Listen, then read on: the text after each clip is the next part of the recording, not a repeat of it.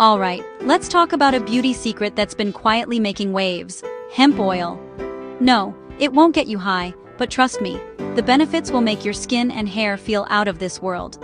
Hemp oil, pressed from the seeds of the cannabis sativa plant, is loaded with good stuff like omega-3 and omega-6 fatty acids, vitamins, and antioxidants. Here's why I can't get enough of it. First, for your skin, hemp oil is a super moisturizer. It hydrates deeply, helping your skin lock in moisture without clogging your pores. So, whether you're oily, dry, or somewhere in between, hemp oil's got your back. Struggling with acne?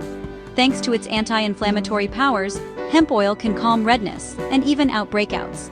Plus, with antioxidants like vitamin E fighting free radicals, you might just notice those fine lines and wrinkles taking a back seat.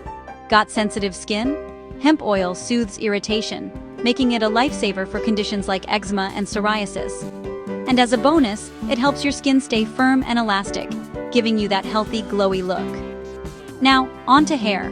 Hemp oil's proteins and fatty acids strengthen your strands, reduce breakage, and, get this, can even promote hair growth by nourishing your scalp.